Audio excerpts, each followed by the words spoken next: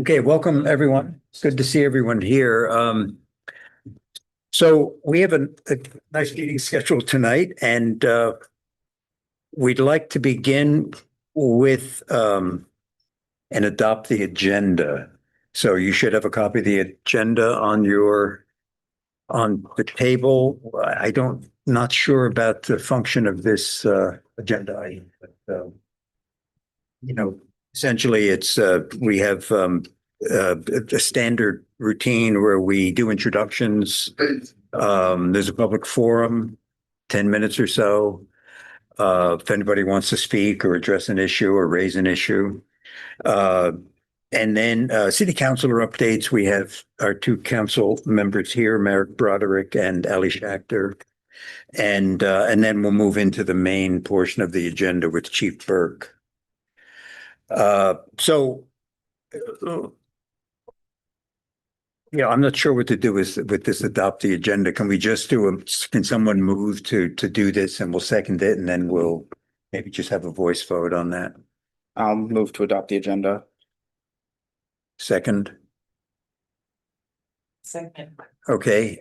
And anyway, I assume we're all in favor of this agenda tonight. So, pardon me, I don't usually chair these meetings. Our chair is away right now, so you just we'll bump along as we. Okay. So introductions. I'm Tom Carroll. I'm on the steering committee, and I use he and him pronouns.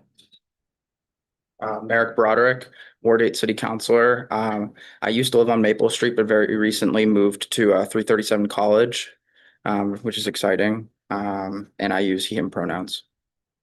I'm Ali Schachter, East District City Councilor, which spans wards 1 and 8. I technically live right over the line in Ward 1 on the other side of Pearl Street. And I use she, her pronouns. It's so great to see so many here tonight. So thanks everyone for being here. Sean Burke, and I serve as your interim chief of police. I'm Jonathan Chapel-Sokol. I'm from Ward 1. I'm on the steering committee, and I'll be talking after Chief Burke. And I use he, him, and we'll take it back.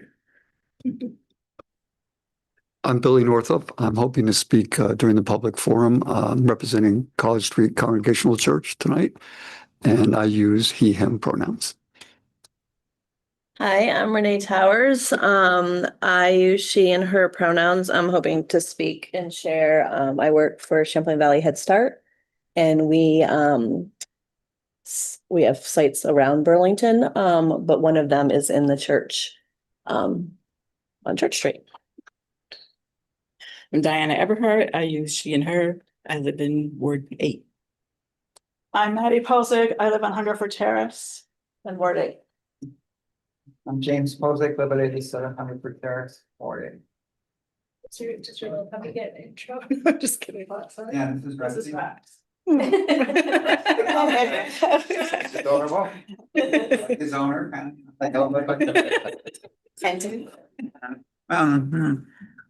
As we get I'm not recorded on this. No, everything's being recorded. My name is Bob. Can we get to that? Yes, and my name's Michael O'Toole. I live at Street, he, him pronouns, and glad to be here to offer support. Anybody. Lisa Bridge. I live at 274 College Street. We're all in the brick row house. It's right there between the new and old line. I'm Jim Cohen. I also live at 274 College Street. And we all have some shared interests in terms of money. Okay, and sorry. Yeah, my name is Adam. I use he, him pronouns. I live on College Street as well. I should say the College Street people, we did have people last month, the developers were here presenting on the project. And that meeting was recorded. So if you care to go on the City Hall website and take a look at that, there might be some information or some discussion that would be of interest to you. You're talking about the old Y? Yeah, the old Y project. Yeah, which is you're right across the street from. Oh, yeah. Yeah. Can't help it. Yeah. There's also two people. Oh, yes. Okay, sorry. Can we have them introduce themselves? If you're talking about me, I'm Linda Rizzi, live on Hungerford Terrace in Burlington. Ward 8. Okay, thank you. And was there one other?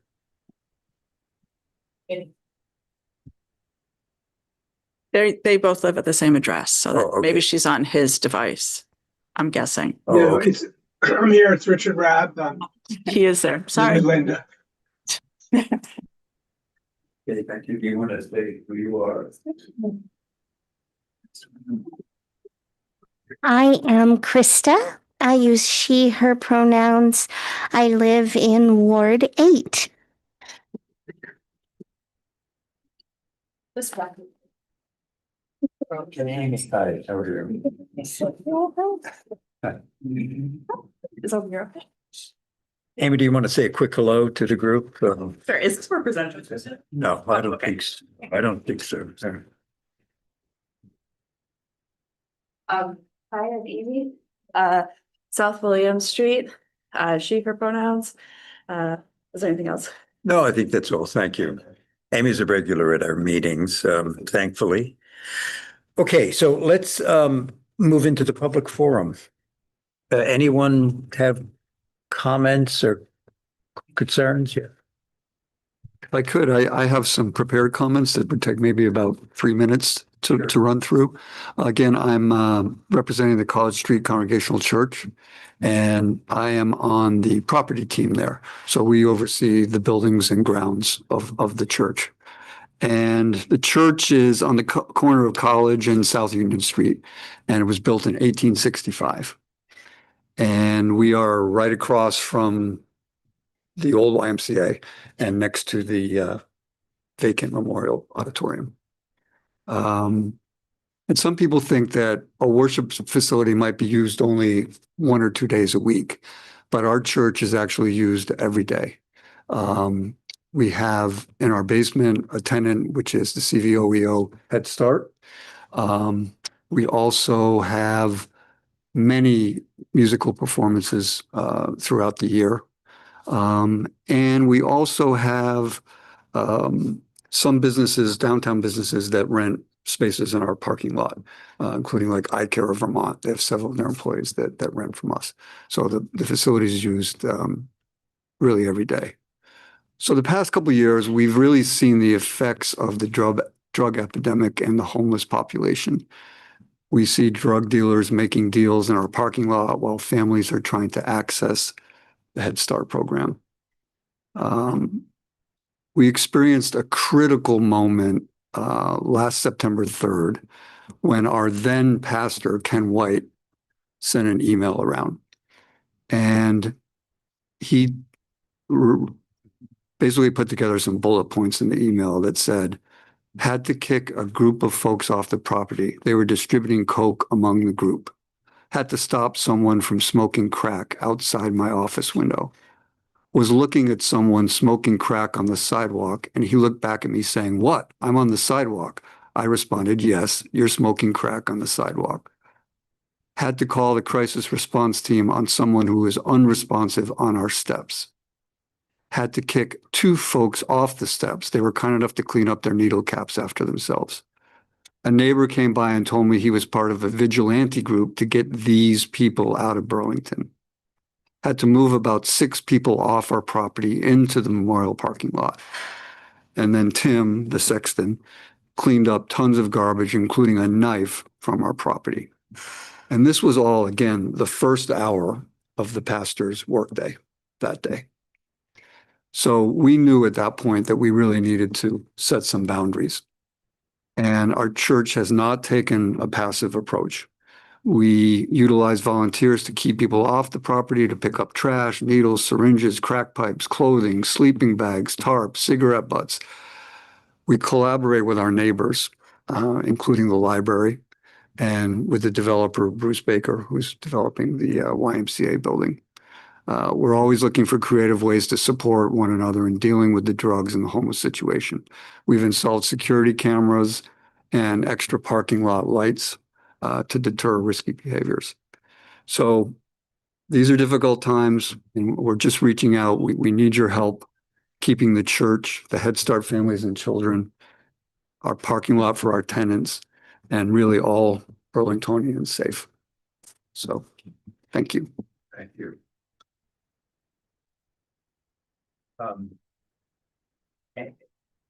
I believe that this is designed just for for statements, public comments. And so we'll move on to ask anyone else who has a comment. All of that we've also experienced. And just in the last month have had gunshots and police coming to our front door at midnight and being woken up at 3:30 a.m. a couple of days ago by somebody on drugs and trying to get into the house. I think the College Street being kind of like a drag strip also with cars has gotten really bad. There's only one traffic light. If people see that screen, they just floor it. And there's kids using the Y, kids using the library, the church. It's really out of control. If I may just piggyback, Thank you. My name's Michael O'Toole. I live with my two children next door to Jim and Lisa. The reason I'm here is because Lisa invited me, and we were talking about people speeding simply, though we've all experienced, and we love your church, by the way. I do. I've seen music there, and it's the most beautiful church in Burlington. And I also know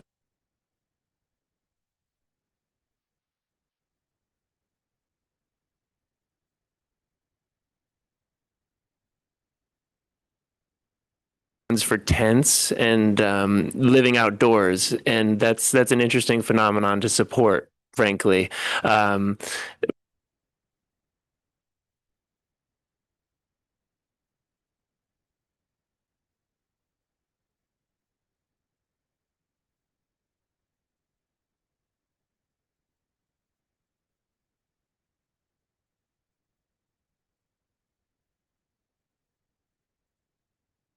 The sidewalk, but it's still like the most egregious thing.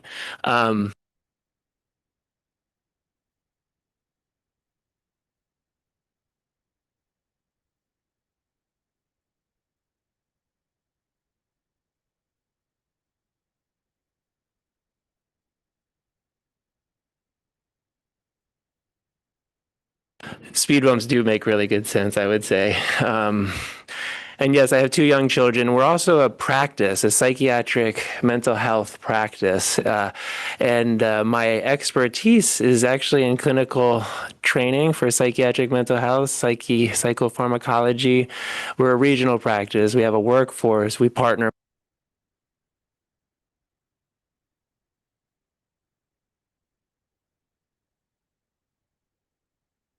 initiatives like telemedicine and such, and meeting the demands regionally. And now with compact licenses occurring, we can pipeline clinicians, the best clinicians, through the region, help them migrate, the epidemics, follow the epidemics and such like that. There's a lot of workforce forecasting and a lot of scholarship and expertise surrounding these things.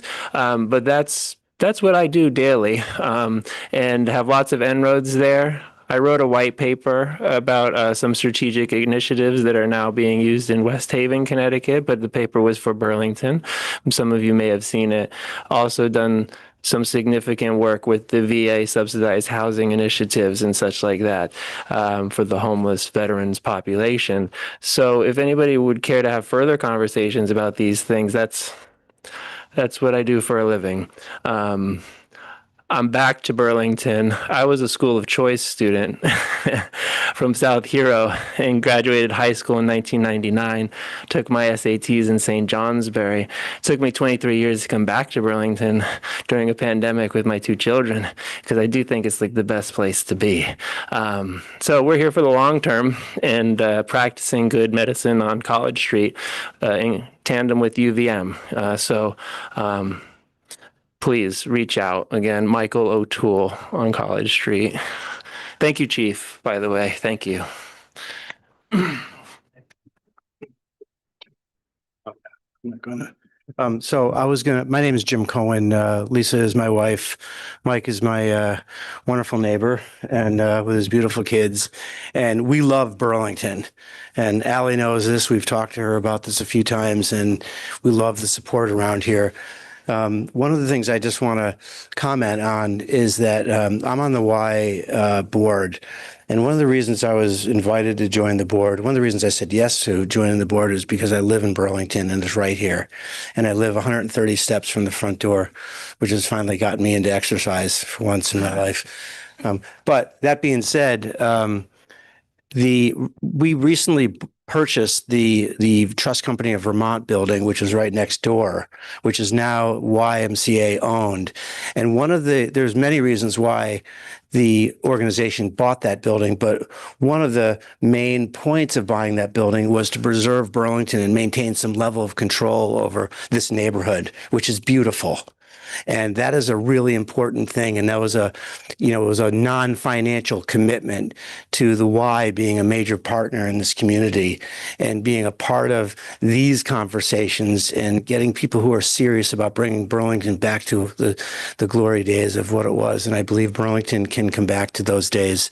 So I just want to comment that there's other partners in this community involved in this city, and people may not come to these meetings. We don't come to very many, but we try to come to as many as we can. So thank you. Thanks.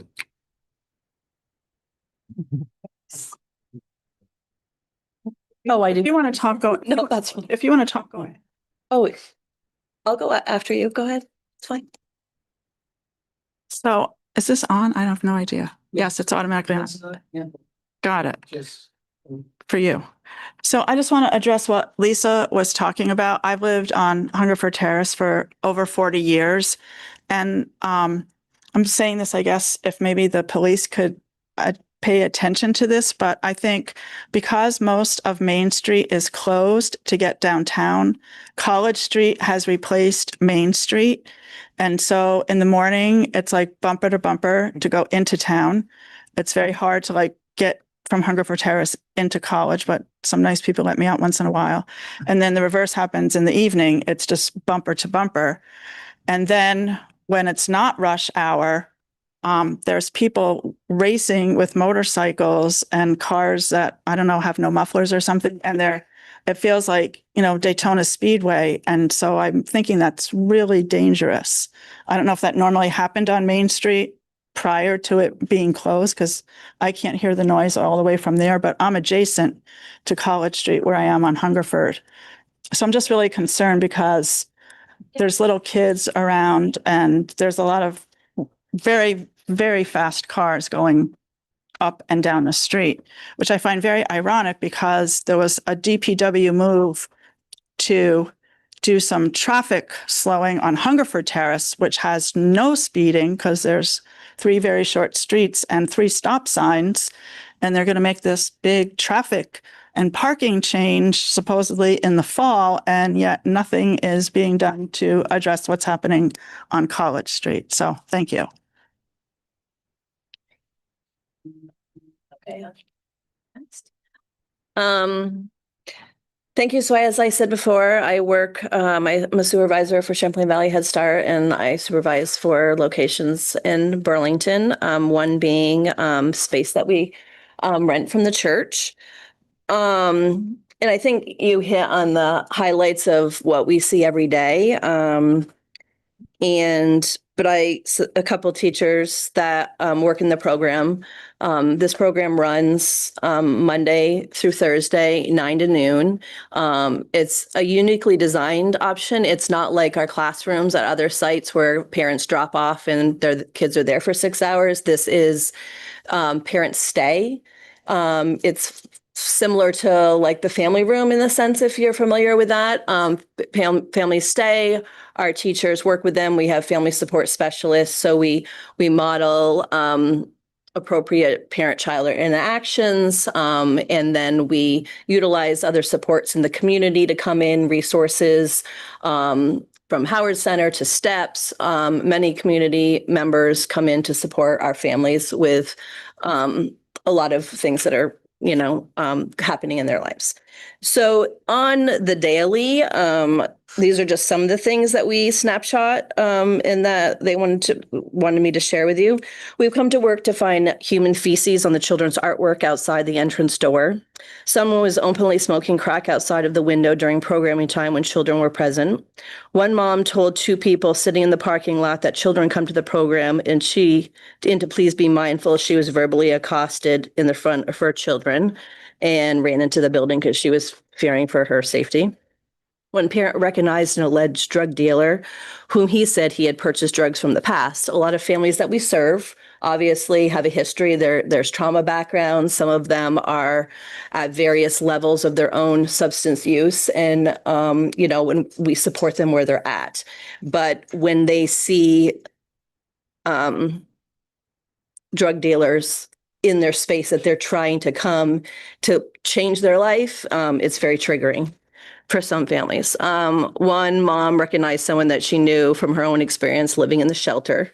So that was she was clearly shaken. I was actually there that day when she came in after that experience, and it was very difficult for her. One mom was going to leave at the end of the program, but came back inside the building because her children, she was getting the children into the car seats and saw a couple people smoking crack beside her car. We did submit a see-click fix report to the city, and someone came to remove a large amount of discarded syringes. And staff have been, we often see people literally passed out on the grass, in the parking lot, literally using it as a bathroom on many different occasions. And to the point of sometimes they're knocking on the windows. In the space of the church where we rent space, the windows are on like the level of the ground. So they will sometimes knock on the door, seeing, we have, sometimes there could be 20 to 25 people there, children from expecting mothers to 3 years old. Sometimes their older children come if it's vacation weeks, in parents. And so sometimes you're seeing them knock on the doors, and our staff have to leave and, respectively ask them to please walk away. Sometimes they respect that, and sometimes they don't. So those are just literally some of the examples that happen all the time. And I wanted to come here just to represent Head Start and to make you aware, because, this program here in the church is fairly new. Like I said, Head Start has been around for 60 years, but this locally designed option of Family Connections program it's just been around for under 3 years. So we are trying to get the word out and want the word to be in the community that we're there. And just to be aware that there are children and families there. And, like I said, Head Start's mission is to serve many families across, and meeting families where they're at in their life. And that's something that we do really well. But not at the sacrifice of their safety. And that's what it's come down to. Families are sometimes saying, I don't want to come down because what they saw the previous day, it's shaken them and they don't feel comfortable getting out of their car with their children to come into program. That's a problem. Thank you. Anyone else comment? Anyone online wish to make a comment? Have a question or comment? Krista? Thank you. I'm now going to end up talking about things that weren't what I had planned to talk about. I live very close to you folks. Some of the differences are the majority of my neighborhood is students. So it isn't that they're negligent in any way. It's just that I don't usually meet my neighbors. So it's a little different. We've been very lucky inside our building has been safe, but we have definitely seen and experienced all of the things you're talking about. And very recently, for the first time, I had a night where I couldn't get inside my building because there was someone literally laying across the front door.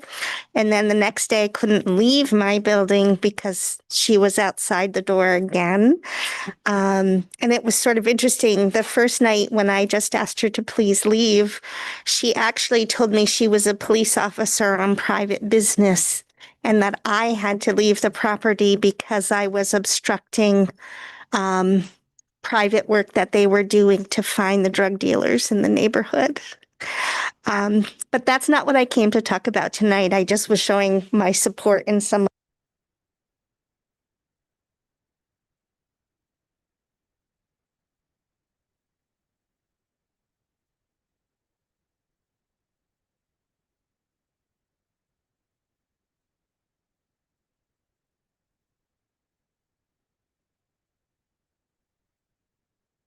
And that feels very strange because it makes me wonder who was up there when and why.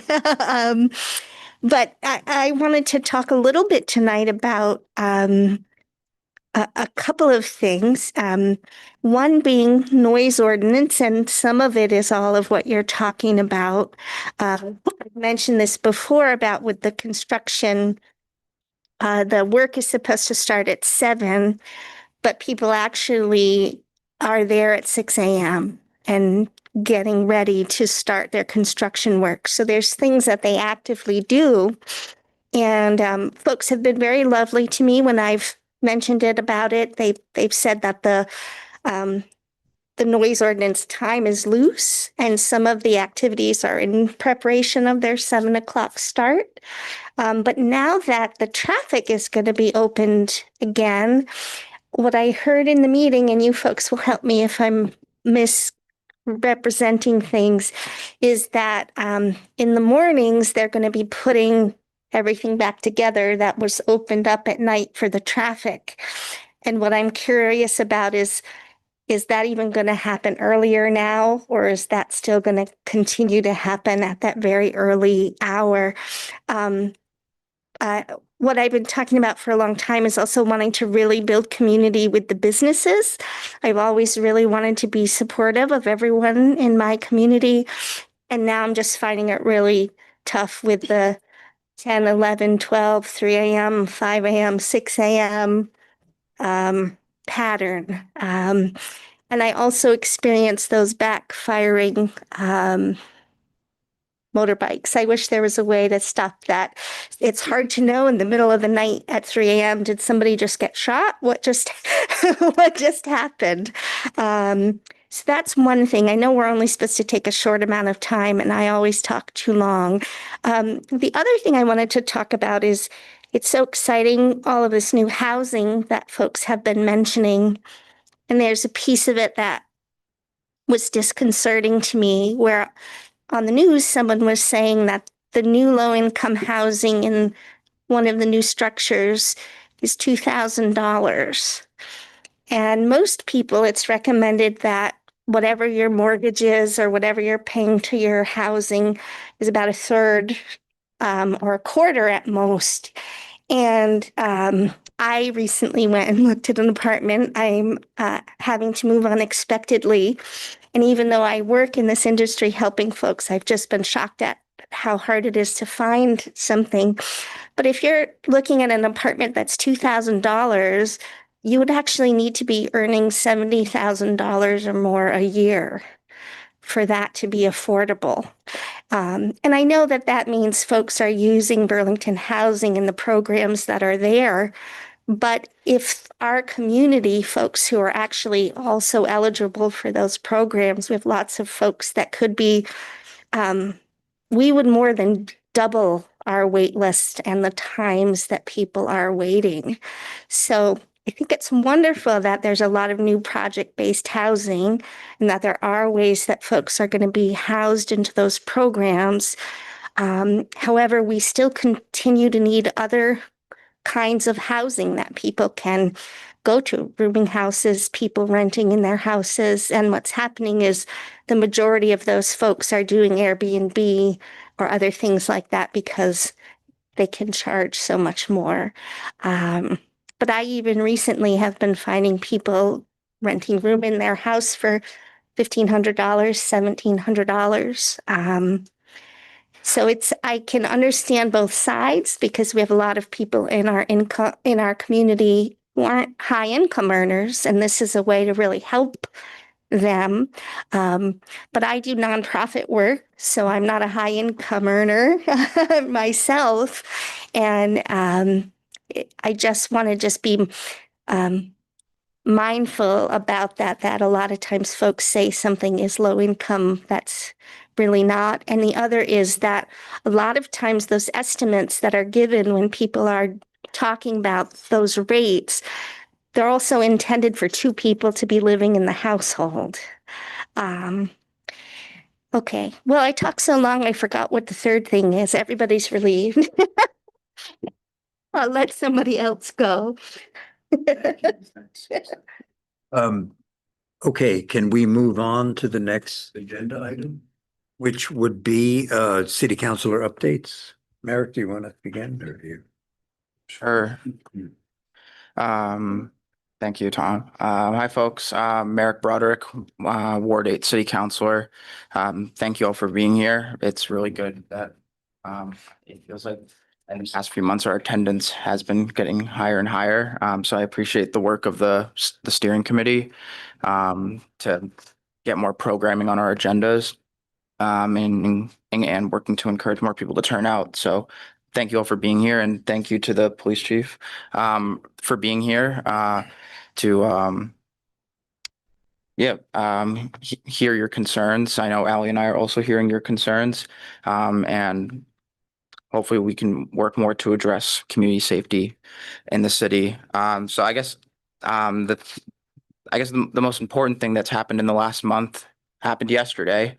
The city council unanimously approved the city's budget yesterday.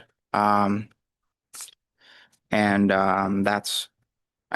something that I'm very excited to see, considering it's definitely sucked up a lot of our time in the past couple of months trying to get our budget to a place that both addresses the fiscal challenges the city's been facing while also working at the same time to make sure that money is going to the important programming that we're doing in this city, particularly programming that is working to address our housing crisis, programming regarding the seniors in our city, and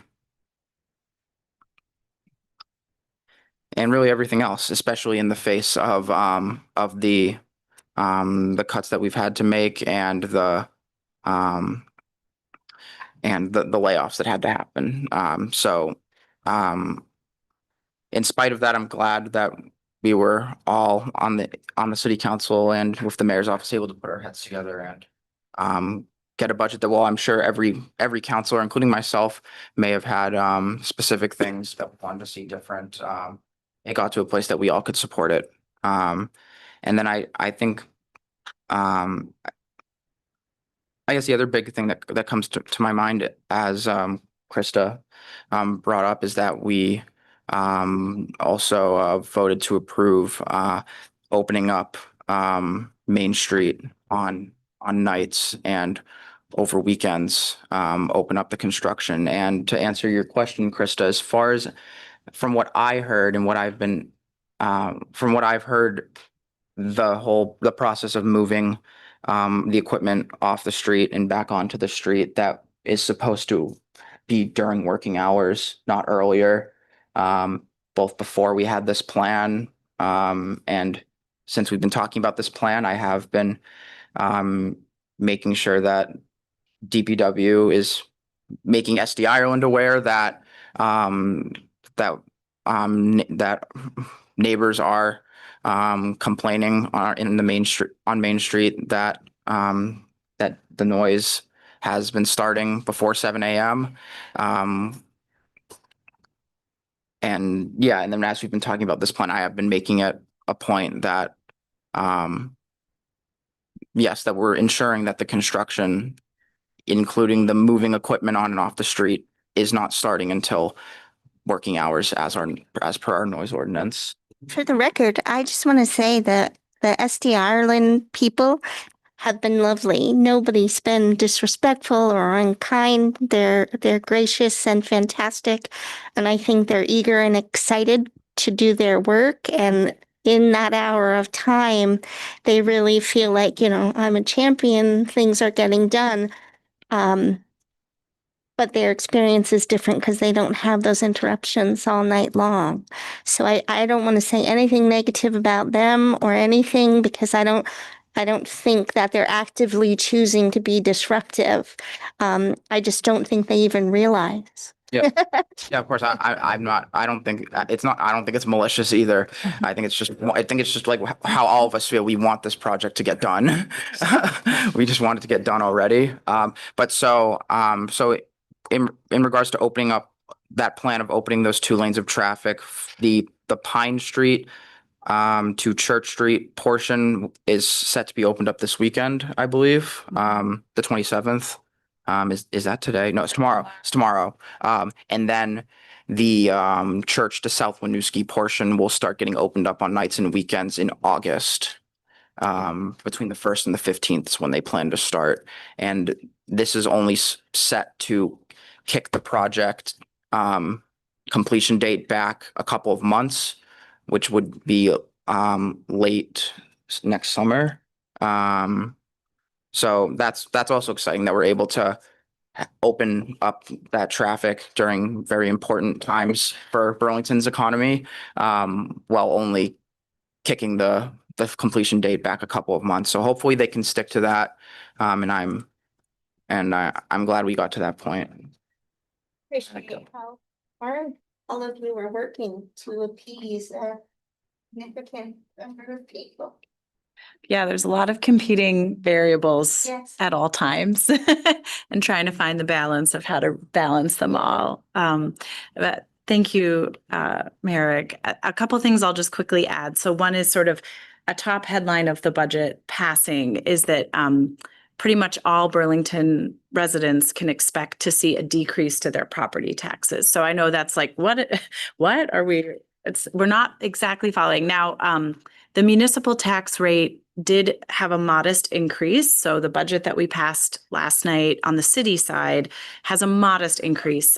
It's much smaller than in recent years, and that was really intentional. It was a very, very hard budgeting process. We eliminated 25 city positions. And a lot of difficult decisions were made to balance as best we can the needs of this community and being sustainable moving forward. But the education tax is having a decrease this year, and that's going to more than offset the modest increase on the municipal side, such that we will see an overall cumulative decrease for the first time in several years. So we're really proud about that. And yeah, as Merrick said, there's some interesting stuff in the budget. Some $50,000 set aside for our programming for our senior community. This budget also formalized the merger of the Community and Economic Development Office with the Business and Workforce Development Office. So now that's all CEDO or CEDO 2.0, as we call it kind of internally. And there's also now a Department of Finance and Administration, which is a central department to manage, do administrative support, financial support across multiple city departments. So all of that is sort of in as part of the effort to build a more efficient and sustainable city government. So there's a lot of stuff that was sort of formalized with last night's budget decision. So it was a big thing to get across the finish line with a couple days to spare. We had until June 30th, but we were very, I think we were all relieved and glad to see it get across the finish line. As Merrick said, yes, starting tomorrow for a portion of Main Street, and then mid-August for the entirety of the construction project on Main Street, nights and weekends, we will now be opening Main Street to two-way traffic. And there will also be a pause in construction, I believe, through November to March-ish time, sort of next winter. So it'll be open fully in that window as well. So we're nearing the end of the ravine sewer line replacement part of the Main Streets Great Streets project, which was far more complicated than anyone expected and required digging down like 30+ feet and taking out, I don't think it had been touched since 1912 or something like that. So it was a monumental undertaking, and we're nearing the end of that portion of the project, and it'll be a lot more surface work moving forward, which is easier to sort of be able to move and reopen. And there might be occasional times where painting needs to dry or something, but for the most part, we can expect a lot more traffic along Main Street in the near future, which will hopefully help relieve some of the College Street issues as well. And the other thing that happened, I believe since we last met, which the headline, anyways, we did a sort of goodwill gesture to our Canadian neighbors to temporarily have some festivities around calling sort of a portion of Church Street Canada Way or Rue du Canada, just as a way to welcome our Canadian neighbors, because tourism is down 30 to 40%. And Canadian tourism. And that's a really important source of revenue for us. So a lot of people wrote in saying, why are you doing this? And you have so many other pressing issues. And I think for many of us, it felt like this is a small gesture we can do. It's nothing more than a sort of marketing effort. Not a lot of funds or anything are being put into it, but rather it's just a way to say, come on down. We'd love to see you here as we work to fix a lot of the really large and looming issues that our city is also experiencing. But this is one small thing we can do. And it's been met with a lot of goodwill and a lot of publicity, and it's been featured in some Canadian TV stations, and people have already been saying they're coming to Burlington because of it. And somebody delivered flowers to the city council meeting this week, red and white flowers from our Canadian neighbors. So the goodwill has been really nice to see. And I think it was something that it's nice to have some lighthearted things that can go to be a small thing that goes a long way in a sea of feeling like things are so monumental right now. So I think those are sort of some of the high level updates, but we're always open for questions tonight or any other time. That is temporary. Yeah, it's totally temporary. It ends on Labor Day.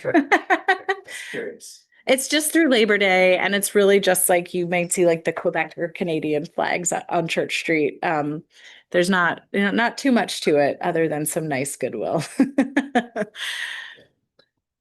Okay, thank you. Thanks, Ellie. Chief Burke. Excuse me. Thank you for having me here this evening. So just by way of introduction, my name is Sean Burke, and I've spent the last just about 31 years in Vermont municipal policing. I did the first couple of years of my career in Woodstock, Vermont, tiny little community, and I got bored of that quick and became a Burlington police officer in 1997. I served here until 2018 when I was appointed the chief of police in the city of South Burlington. I served there until about 90 days ago, when I took on the interim role here in the city of Burlington. And it's fantastic to be back, even against all the challenges that the city faces.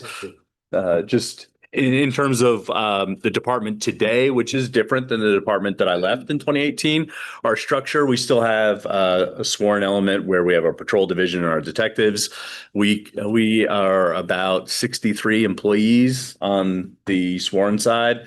And when I say 63 employees, that's everyone from our newest officer in field training to the police chief that sits before you tonight. So that's all of us.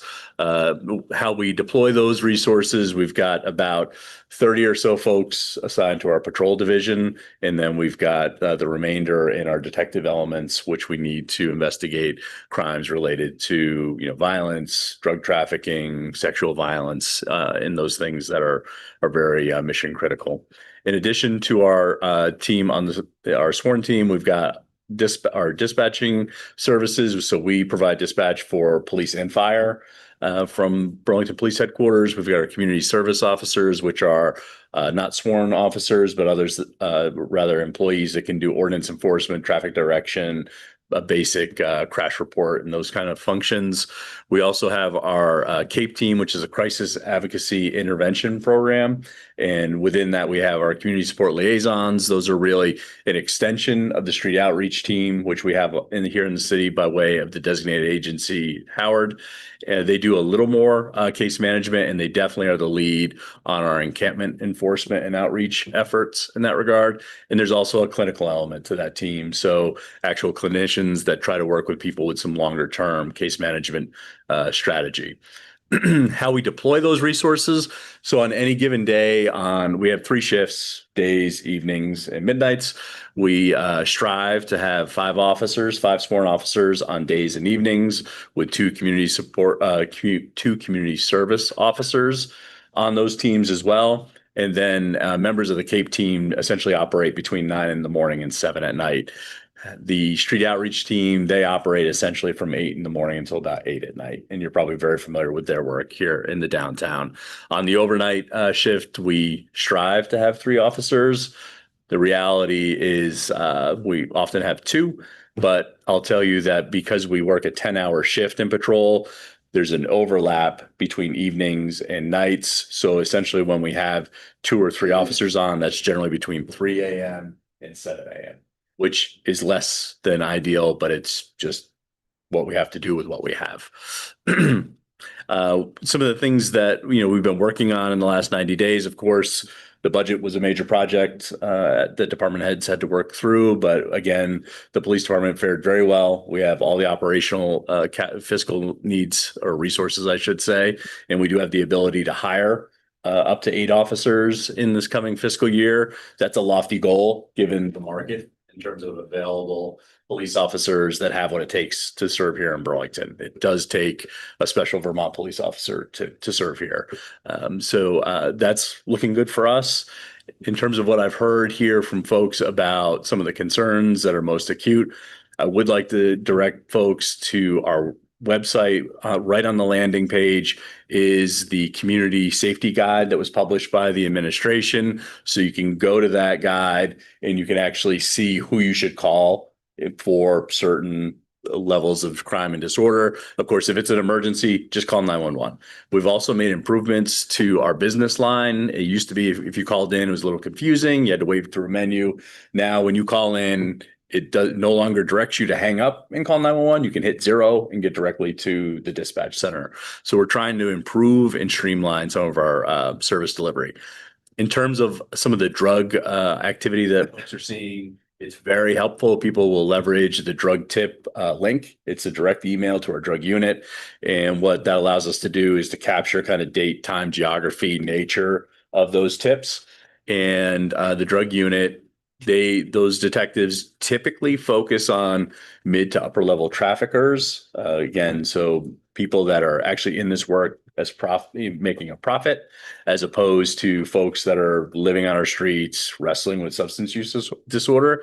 But we also know there's this interim space where the drug traffickers are meeting the suffering community in our public spaces. And what we can do is generally with a little bit of overtime and some interested officers go out and do some targeted work on those hotspots. I will say that when we do that kind of work, it's very, very similar to how we deploy our patrol resources and our community service officers. We started downtown this spring early on with City Hall Park in the marketplace because perennially we know we're gonna have challenges there. It is a bit of a displacement effort, and we'll see the similar behaviors just kind of cropping up in other areas. That doesn't mean we give up. We make an adjustment and we work through this. But there is, sometimes it feels like there's no end in sight. However, we spent the last 2 days at a training regarding the situation table. So this is a Department of Public Safety grant that brought trainers in to teach Burlington government actors and also those in the NGO space, social service space, on how to have a more efficient, synchronized response and timely response that holds us all accountable to address folks that are in the community at the most acute, elevated levels of risk. So Ingrid Jonas just spoke with the Public Safety Committee about this work.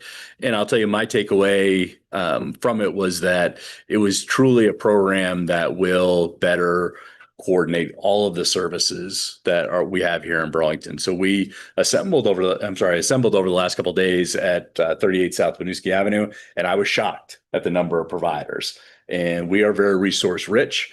I think we do need this level of coordination and also kind of that operational tempo, if you will, of meeting every week to check in to make sure that we're actually addressing some of these needs. And this gives us a lot of hope. And it's been an excellent initiative that the mayor and Ingrid led. But without our strong partnership with the Department of Public Safety and the state administration, it wouldn't have come to fruition. So we're the 5th table in the state. Brattleboro, Springfield, Rutland, and the other one is Bennington have had theirs up for a few months, and they're actually seeing great success. So we're very optimistic about that. Another area that the city's been working with the new CEDO element, along with the mayor's office, is kind of our hotspot working group. And through that working group, we've identified a number of city ordinances that have always had a criminal prosecution element to them. Usually it's for people that are absolutely non-compliant with subsequent offenses. And the city attorney's office is taking up advancing that work and not only just kind of creating what is what was once old, now new, but adding a restorative justice element to that. But ultimately, what it will do is bring accountability to some of the low-level ordinances that right now, quite frankly, we can issue tickets for, we can curb that behavior, but ultimately there's nothing to hold the person accountable. So I think that's going to be a great project as well. The ordinance will have to follow the typical ordinance change process. So it'll probably be likely September-ish before it's operational, but it's a great initiative in that regard. And then the last thing I just want to talk about is rolling into this new fiscal year. The police department not only has to figure out or sustain our early spring initiatives. We know that we're going to be pulled around. We've had a couple of rough days at North Beach, other areas of the city. So we'll adjust that month to month. So in June, we had a June patrol deployment plan. In July, we'll have a new one. That's all based on data that's led from the city data team. And it's making do with what we have. But we also have to really focus on recruitment and retention. So we do have quite a bit in terms of fiscal resource to invest in our recruitment platform and our retention efforts. And we also need to be very mindful of the wellness of all of our team. It's not just the frontline officers, but rather the dispatchers, community support liaisons, community service officers. They all see a lot in the street, as you have illustrated here. And we need to make sure that they're taking care of themselves so they can take care of us. So with that, I will, I guess, just get proactive on a few of the things that I heard tonight. Totally understand the traffic congestion issues with the construction. I totally understand some traffic concerns as it relates to speed, congestion, probably a lot of aggressive driving, because we see that anytime that we're out in the community. But I will say that the traffic work is something that we don't have a dedicated element for. And I don't see one on the horizon. We do have a small governor's highway safety grant where officers can work dedicated traffic enforcement on overtime, but we have a lot of overtime. So like tonight, we've got our I think there's 5 officers on tonight. We've got 2 officers on the overtime detail at Centennial Field for the baseball game. And, then we have to staff a midnight shift. So we do get stretched a little thin, but that's why recruitment has to be a top priority. In terms of what you've experienced with drug dealing, perception of drug dealing, or the reality of drug dealing, again, those tips would be fantastic if those could come in on the drug tip line. And then lastly, as it relates to those living unhoused and wrestling with their substance use disorder in the street or mental health crisis, formal diagnoses or not, I'm very hopeful that the situation table will bring a more synchronized and effective response to those that are really in acute need in the community.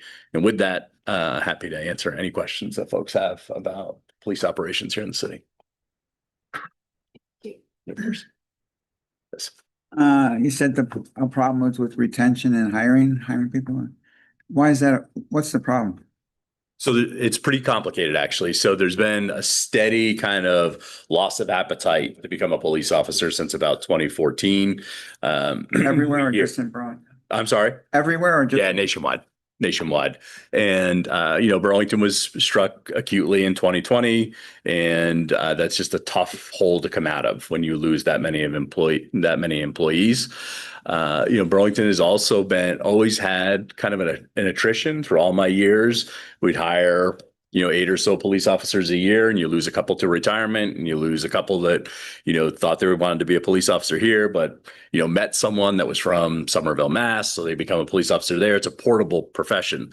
What we see now are some generational challenges too, where folks try policing almost like people enlist in the service. They'll do it 4 to 6 years and then decide, I had this interesting minor in college, I'm going to study that.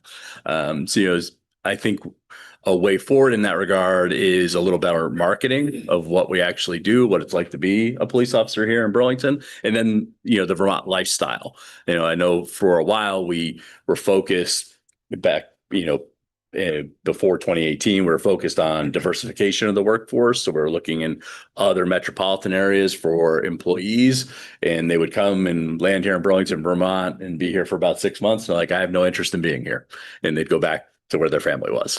So, I think there's no perfect answer. If I had that, I probably would become a consultant, but we're going to work really hard on figuring out how to, better advertise what it means to be a Burlington police officer, find the people that want to join us. And then once they're intrinsically here, it's a lot easier to retain them. Is the salary comparable with other places, or is it low or high, or? Yes. Yeah, we have a very competitive salary and benefit package. What if you had a really high salary? Do you think that would encourage people? So Burlington did that first in Vermont, so starting salary is aggressive here, and, it's not about the money anymore. This generation, it's about their ability to have impactful work they can leave their fingerprint on, which is really hard when you think about the laws that govern us, the policies. It's a spot that you can be really creative and kind of a silo of sorts. But we have to figure out some of those things. Culture change. We've become a lot more inclusive. We really kind of preach employees can learn their way, as opposed you used to have to earn your way, and that always wasn't very welcoming. So it's fascinating, actually. I was also wondering about morale. Like, I know, when the numbers got cut by the city council, and then there was a lot of infighting on the city council back and forth. I felt like the police weren't supported. I felt really bad about that. And so do you feel like that's improving or still an issue? And how do you address that? Yeah, so it's certainly improving because kind of those political winds have shifted, and, it's really apparent now that Burlington needs a good, strong police force, and the city invests in us in a large way. We are the largest general fund department by far in terms of the city budget. And then reminding folks, especially this spring, as we started to get out proactively in City Hall Park and on the marketplace, we get a lot of thank yous. There's a lot of appreciation. You just have to go out and find it. I appreciate you. I think morale is in an okay spot, right now, but that always ebbs and flows, because of a lot of different things. And we all probably have worked in organizations where there are high and low moments. And as leaders, we have to understand that that's just kind of a natural phenomenon, like a human behavior. But actively listen for root causes that you can address, small things that you can change to make their lives better. Is your building being fixed? Yeah. So the building, it's funny, when I started in 97, I think the police department had moved in October of 1996, and I started in February 97. So it was brand new, state of the art, best one in the state. And then when I came back and it was like all under construction and kind of a disaster, I'm like, what's going on? But it's, 28 years of deferred maintenance and, hard use, 24/7 use. But there's been strong investment in the facility. It's really starting to look great. And we hope in the fall to be able to organize some type of open house, if you will. I mean, we've got certain rules around open houses, but to show folks the investments that have been made, and I think also a great opportunity for the community to get to know some of the staff that we have working over there, and vice versa. I will say that we had a very positive, I mean, if this is possible to say a positive impact, but a couple nights ago, we had an incident on the street and, your team showed up right away in College Street and very gracious and very respectful.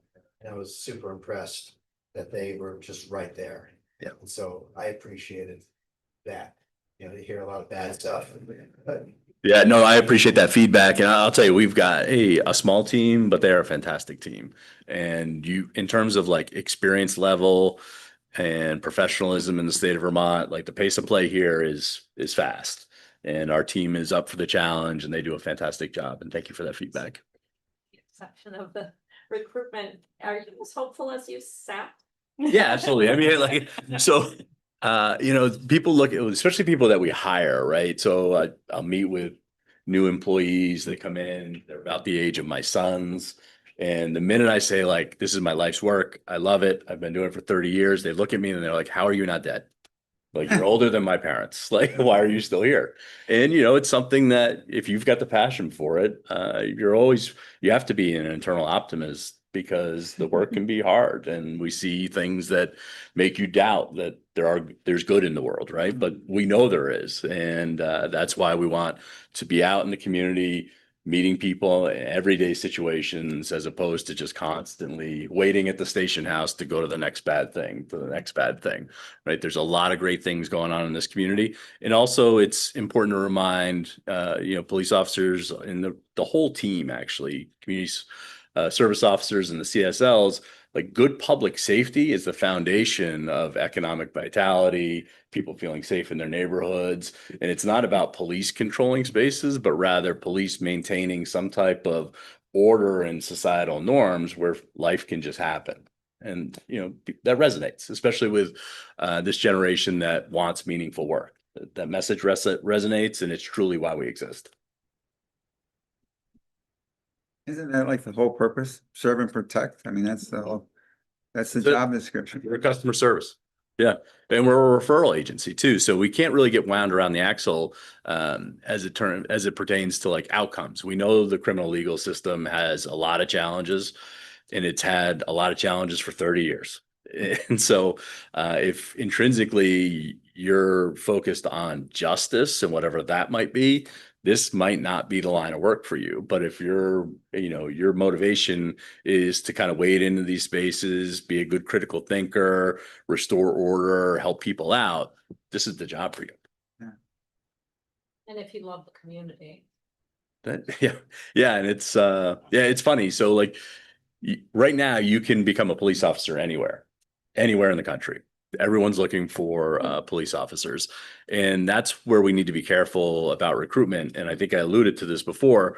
It would be easy to go out there, cast the net with a ton of money, bring in some people. They do it. They could become like salary or sign-on bonus mercenaries, right? And bounce around. We need to market the Vermont lifestyle, the Burlington lifestyle, and what we do and what we're about in terms of values. And those values and how we police are completely scripted by the community.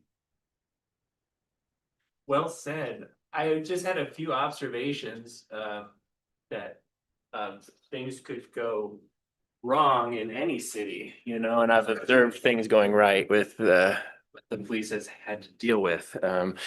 And I also got fingerprinted, at the police station for my DEA. And it was, pretty gritty, I must say.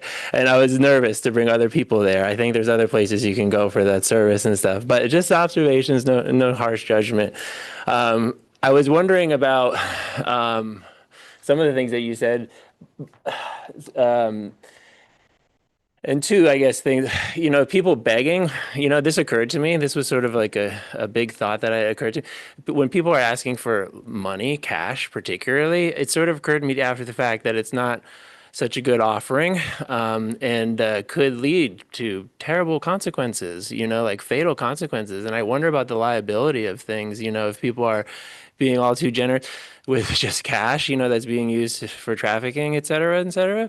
The onus is on, the person handing the money over to some degree, I would say. And I don't know what the legal side of that could be, but I worry for everybody. And I just thought like, oh, maybe there's a better way, maybe there's like a QR code on our phones that people pick up at the meters, that allow them to divert, that cash flow to the economy and stuff.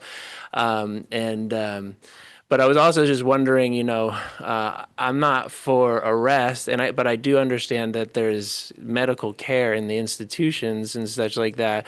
But I'm just wondering, like, in terms of trafficking, are the people that are interloping and moving across state lines down Route 7 treated any differently than the locals, versus also, are we searching people and seizing? Is that allowed, with contraband? And like, how's that done best? I wonder, like, how is that done exactly? Sure, a little bit to unpack there. So in terms of what we call panhandling, soliciting money on the street, that's been deemed as first constitutionally protected as First Amendment speech. So my suggestion to folks that ask me, what should I do? Give to a charity that supports, being houseless. Give to a charity that supports the substance use disorder. Do it in that way so you know that your dollars are actually going to services that will help the greater good, as opposed to handing out money that may be used for some type of illicit behavior. In terms of drug investigations, they're very complex. And I spent a lot of my time here with the Burlington Police Drug Unit. And when trafficking cases are established, especially those that are, crossing state lines, they're often kind of commingled with gun trafficking and sex trafficking. And ideally, we partner with our federal prosecutor, the United States Attorney here in the District of Vermont. In those cases, they are taken quite seriously. The terms of incarceration can be quite long, but again, there's also kind of amazing services available for people that enter the criminal legal system at the federal level. So we do leverage that when we're dealing with kind of some of the most prolific, dangerous drug traffickers. Much different than how we approach our work with those that are, living unhoused and using drugs on the street. Typically, there's not a criminal legal referral made in those instances. We try to pair those folks up with street outreach or community support liaison to see if today maybe is the day that someone's willing to accept treatment. But anyone that's kind of in this space understands that the individual really has to be ready, and it takes several attempts at treatment before someone can actually find success or sobriety. So, in terms of search and seizure, we just follow the law. It's very clear how we go about that work. And if we don't do it the right way, we're penalized in a couple different ways. We lose the evidence in court, and we can be sued as an organization and individually for federal civil rights violations. Yeah. So I was thinking of like subways trafficking in New York City and how just in the night they made, people voluntary or not, give their bags over, which people complied with immediately. And I just think of Champlain Valley Fair, that like, again, that's not offending anybody and everybody's very open about it. And if someone was like carrying spray paint cans around and stuff like that, and you're in proximity of places, there's two ways to go about it for sure, there's much different privacy considerations that attach to when you enter a private venue. So if you go to the Lake Monsters tonight, you can't bring in a bag unless it's clear, whatever the rules are, right? But that's your decision as an individual. If you want to enter that venue with your ticket, you got to abide by the rules. That is entirely different than you walking down a public sidewalk in the city of Burlington. I understand. I just, when I was at Higher Ground one evening, someone chased me out because I was carrying a paper cup of water, and that was their policy and such like that. And I said, well, surely, so if it was the other way around, around some of these historic buildings, that just, or even just dogs too. Like no one ever questions good hounds, that are swift to discover things that are dangerous. Thanks very much. I think we should move on. This is a great discussion. Chief, thanks so much for Happy to be here. very astute and Thank you. Appreciate it. Thank you. So Tom, I would be perfectly happy to come back because I know we're kind of out of time on the night. Oh, oh, yes, okay. Yeah, thanks. so it would be okay. I mean, you booked an hour meeting, you should run an hour meeting. I can come back. This was very useful for me to be here. So Yeah. it wasn't like I wasted my, I appreciate this. But it's up to you. It's up to Well, it's up to. Let's, I'm gonna ask Councilor Grant if she wants to make some comments, and then we can decide what we'll do if you're willing to hang in there for a little. Sure. Oh, sure. Thanks very much. Councilor Grant, would you like to speak to the group? Yes, can you hear me okay? Yes. Thank you so much. The gentleman who just left the room is, he's a very, very humble man. The changes that he's making in the department right now are very impactful, especially around, the issues of recruitment. I am sure that a lot of you have read the article about the internal BPOA survey that, was discussed a few months ago. That is available for the public to read. Anyone who's interested in a link, I can provide that, but it really stated not just the external issues, but internal issues. And he's doing a great job in addressing that and making that department a place where people do want to work. And in terms of recruitment, I just wanted to mention, when you go to the city's website and click on agenda, that takes you to civic clerk, which gives you access to the various committee meetings. The May meeting, which was Thursday, May 29th, of the Public Safety Committee meeting, has a link to his recruitment policy. And some of you may find that very interesting. It's a recruitment memo. It's just under 3 pages long. And this is really the first time that we've had a clear indication of the direction that the department is taking to actively recruit officers. And the way he was talking about building relationships and also letting people know what a great place Burlington is to work, about the marketing of the department, which is something that we had not been doing before. We are carrying over $350,000 of recruitment funds from the fiscal year getting ready to end over to the next year. $350,000 of unused recruitment funds because we didn't have a plan. We have a plan now, and I hope you consider looking at it because I do believe information is power, and I think it's important that we know what's going on. And thank you very much for the time. Thank you, Councilor. Okay, so we have a question about our agenda. We're at 7:44. And we had one more item for this evening. Jonathan, what do you think? Can you do it in 15 minutes, or do you want to just schedule ample time next month, or? I guess also a question would be, is it something that would be helpful to like have some discussion about, or is it more of just like a presenting? Because if we want to make sure we have time for any kind of discussion, then maybe we would bump it, but I don't know exactly what it's about, so. Right. So there should be time for Q&A. It's about it's the in the 30-second version is NPAs. We were established in 1982 by Bernie Sanders.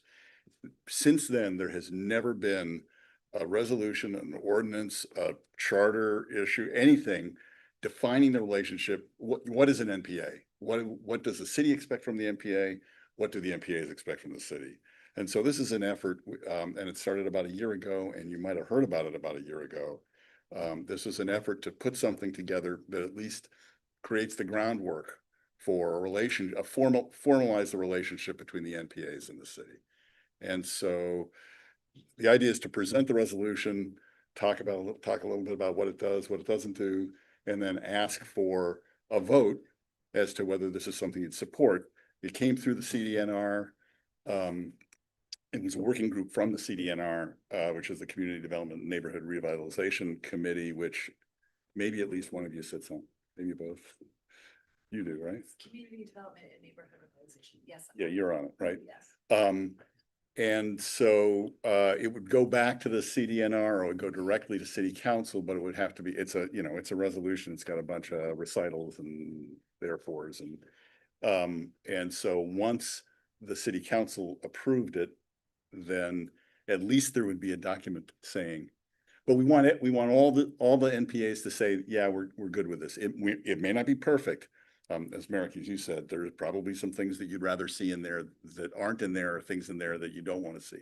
But it's a step. It's a step in a direction, and we can always make it better once we have the foundation.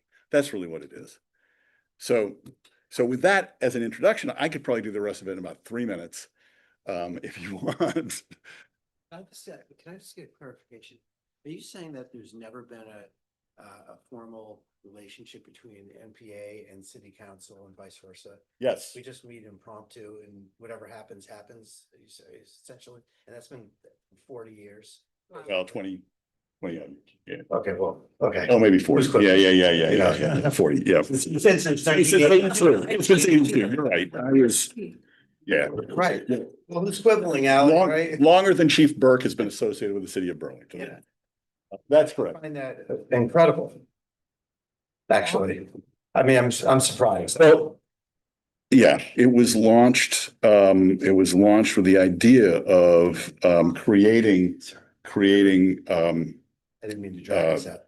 a vehicle, a way for the public to get engaged. Yeah. Talk to the city about what they care about and hear from the city what the city wants to share.